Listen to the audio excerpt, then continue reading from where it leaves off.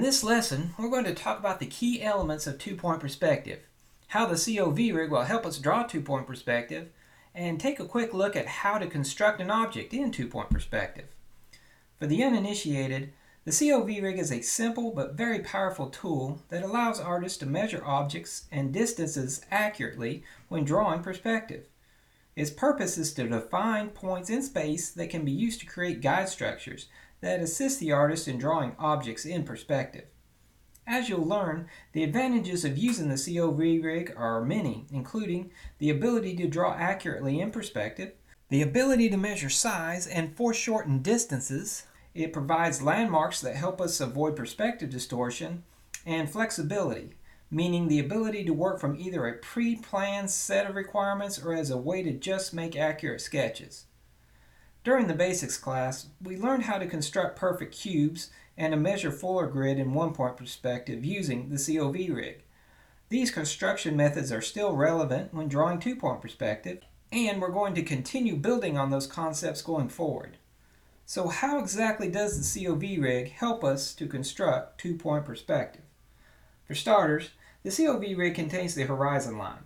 The vanishing points for two-point perspective are located on the horizon line, which of course represents the viewer's view height.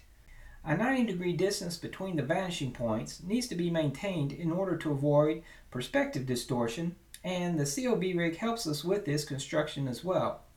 Here we can see that vanishing point 1 and vanishing point 2 are 90 degrees apart, as indicated by the intersection of the guidelines drawn from each vanishing point to the top station point. The next couple of illustrations will help explain how we're able to use the COV Rig to arrive at a proper measurement between the vanishing points. The default COV Rig is already constructed with two diagonal measure points and two station points located 90 degrees apart, as was explained in the beginning with the basics class. This means the top station point can be used as the origin of our vanishing point angles, as seen here. This also means we can use the existing diagonal measure points as vanishing points for two-point perspective construction because these points are located on the horizon line and are 90 degrees apart. I'll explain this further in just a moment. Finally, we can use the COV Rig to indicate the viewer's 60-degree cone of view. Recall, anything drawn outside the 60-degree cone of view will appear distorted in two-point perspective, just as when drawing one-point perspective. Think of this area as a no-draw zone. Any part of the drawing outside of a 60-degree cone of view will exhibit noticeable perspective distortion. During this class, I will be drawing inside the format size we created in the basics class, which keeps everything inside a 40-degree cone of view. Quickly, let's go ahead and review the key elements of two-point perspective. This view of a clock tower is oriented so it appears in two-point perspective. The first thing we're aware of is its 3D appearance. This is, of course, an illusion we're able to create once we understand how perspective influences the angles of our shapes depending on how they're oriented with the viewer. The basics class contains a lesson on how to identify 1, 2, and 3-point perspective. If you need a refresher on the differences between each type of perspective, pause this lesson and go watch the Types of Perspective lesson on Skillshare. I've also posted this lesson on YouTube and Vimeo as well. Moving on, what's most relevant for two-point perspective is where an object aims its parallel edge lines. The left and right side edges of the tower are converging toward their vanishing points located on the horizon line. Recall, in one-point perspective, the clock tower would be oriented so one of its sides is perpendicular to the viewer. So we can draw any horizontal edges as horizontal lines. Only edges parallel to the viewer will converge to the central vanishing point. Once the viewer's orientation with an object changes so it's no longer completely perpendicular to one of the sides of an object, that object no longer appears in one-point perspective. In the case of this clock tower, we are again viewing it in two-point perspective. We can see the horizontal edges can no longer be drawn as horizontal lines. Instead, they are converging to a vanishing point somewhere along the horizon line. Bear in mind, just because we can see multiple sides of an object, it doesn't necessarily mean it's being viewed in two-point perspective. Here, all of these cubes are oriented in one-point perspective. Notice we can start to see the sides of the cubes as they move away from the central vanishing point. The front face of each cube is perpendicular to the viewer as indicated by its horizontal and vertical edges. Again, the cube's edges that are parallel to the viewer are converging to the central vanishing point at the intersection of the horizon and median lines. Looking back at this clock tower illustration, we can observe it's the convergence of parallel lines toward either a single vanishing point or a set of vanishing points that indicates the orientation of an object to the viewer. With guidelines visible, we can see how all of the parallel edges on the left side of the tower converge to a single vanishing point, and the parallel edges on the right side of the tower converge to a second vanishing point that's somewhere out of view in this illustration. From a top view, we have a different vantage point to see the tower's orientation with the viewer. By adding in some guidelines, we can see how these parallel edges each point to a vanishing point. The left and right edges meet at the front and rear edges of the tower to form 90-degree angles. We are able to draw these 90-degree angles accurately in perspective when we maintain a 90-degree distance between the vanishing points, even though a 90-degree angle will be drawn differently depending on its relationship with the horizon line. Finally, keep in mind when working with two-point perspective, an object's vertical edges remain straight or plumb, same as when drawing one-point perspective. This is because the viewer's point of view remains parallel to the horizon line. Once again, all of this information is covered in the basics class. You may hear me refer to the beginning with the basics class quite a bit during this class. A lot of the basics class is informational, and I explain in detail how and why things work in perspective drawing while using the COV Rig, and demonstrate many essential skills and techniques. Please don't let yourself struggle through this class if the vocabulary and techniques are foreign to you. Take the time to review the basics class, and then all the information in this class will fall into place. With that said, let's go ahead and take a quick look at how to construct an object in two-point perspective. I want to draw a box shape oriented at a 45-degree angle to the viewer using the COV Rig as is. What do I mean by the COV Rig as is? As I mentioned earlier, the diagonal measure points that are already part of the COV Rig can be used as vanishing points because they are located on the horizon line and are set 90 degrees apart. My box shape will begin with a vertical line that's also known as the primary line. This line indicates the initial height of my box shape as well as its position in space. In fact, we can use the bottom point of the primary line, also known as the anchor point, to measure this object's distance from the viewer or its relationship to other objects in the scene. At the moment, I'm not really concerned with this object's position and depth. I just want to quickly demonstrate the steps for drawing a basic shape in two-point perspective. Constructing edge lines from the top and bottom points of the primary line to the left vanishing point begins to define the left side of my box shape.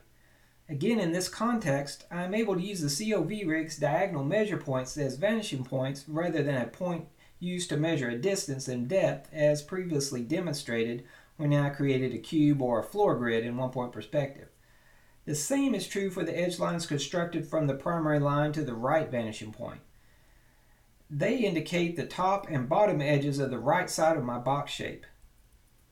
We would need some sort of measure point in order to accurately draw the width of my box shape as indicated by this back edge line, as we learned when drawing in one-point perspective during the basics class. However, creating a measure point would require jumping ahead a couple of lessons, so I will just make a decision that the left side of my box shape should be this wide. This back edge is drawn with a vertical line connecting the top and bottom edge lines. I will do the same for the right side of my shape. I'll just pick a point that indicates how deep I want this side of my shape to appear and connect the top and bottom edge lines with another vertical line. Once I have both back edge lines indicated, I have enough information to draw the top side of my shape. The box shape's top back edge is parallel to its front edge, so an edge guide needs to be drawn to the left vanishing point. I can finish the top side of my shape by constructing an edge guide to the right vanishing point for the box shape's other back edge. Once all the edge guides are in place, it's only a matter of drawing a shape for each side of my box by following the construction guides. I take the time to create complete shapes when working in a vector program so I can easily fill these shapes with color later. Okay, I've drawn a simple box shape oriented at a 45-degree angle to the viewer. If I were to use the standard COV rig to create additional box shapes, each shape I draw will be oriented at a 45-degree angle to the viewer no matter where they're located inside the format area. The COV rig makes sure the rules of perspective are still in force. The viewer's relationship with the central vanishing point, horizon line, and median line doesn't change just because we've chosen to draw this scene in two-point perspective. That means that the viewer's relationship with the object's vanishing points doesn't change either. Notice the guidelines drawn from each vanishing point to the COV rig's top station point.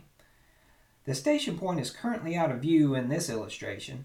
The lines that connect each of these vanishing points to the top station point are at 45-degree angles. By adding together both 45-degree angles, we get a 90-degree angle. This lets us know that our vanishing points are indeed 90 degrees apart since they originate from the top station point. Now it's understood why we can simply use the existing diagonal measure points as our vanishing points when we want to construct objects oriented 45 degrees to the viewer, and be confident that each shape we draw using those vanishing points will be oriented to that angle. Going forward, we can build on this concept to construct vanishing points where we're able to draw objects at any angle of orientation we choose. Let's talk about how the central vanishing point influences objects drawn in two-point perspective. Depending on an object's placement in relation to the central vanishing point, the use of accurately placed measure points, which we'll learn to use in an upcoming lesson, will automatically adjust the side exposure that's visible to the viewer, the same as we saw earlier when drawing one-point perspective. To demonstrate, all of these cubes are drawn at a 45-degree orientation with the viewer. Compare the left and right sides of each cube. The cubes in the middle residing on the median line have equal exposure on their left and right sides. Looking at the cubes on the left side of the median line, we see the exposure of side A decreasing as the exposure of side B increases. The opposite is true for the cubes on the right side of the median line, with side A's exposure increasing and side B's exposure decreasing. Also note that the cubes maintain their overall width even as their sides are automatically adjusted as they move away from the median line. It's easier to see why this is if we look at it from a top-down view. Visual rays drawn from the viewer to each of the cube's vertical edges show how the side exposure changes as the object moves away from the central viewpoint or the viewer's direction of view. Looking at this slide again, the cubes residing on the horizon line don't have either their top or bottom sides visible. The cubes that are above the horizon have their bottom sides visible, and the amount of bottom side exposure increases as the cube gets further above the horizon line. The opposite is true for the cubes below the horizon. Their top side exposure increases as it gets further below the horizon line. The amount of top and bottom side exposure is being controlled automatically by the guidelines drawn to the vanishing points. Finally, we can see once again how the convergence of parallel edges increases as objects get further above or below the horizon. This convergence influences how 90-degree angles appear to the viewer depending on their relationship with the central vanishing point. We can rely on the COV rig to help us draw these angles accurately without worrying about all of the physical properties of perspective. These examples provide a strong case for using the COV rig. It's a stable set of points in space that help us control the many variables that occur when drawing perspective. The technicalities of side exposure and edge angles are handled automatically by the COV rig while we focus on simply building our objects. So what about drawing objects that we want oriented to an angle other than 45 degrees? For that, we need to learn how to locate vanishing points to construct objects any angle we desire. And what about measuring foreshortened depth in two-point perspective? For this, we need to also learn how to locate new measure points based on where the vanishing points are located. Before we can do that, I want to talk a little bit more about object orientation. A common way to describe an object's orientation is with the use of the axes x, y, and z. You might already be familiar with the x, y, z coordinate systems from elementary school math, but let's review how this will pertain to perspective drawing so we're on the same page.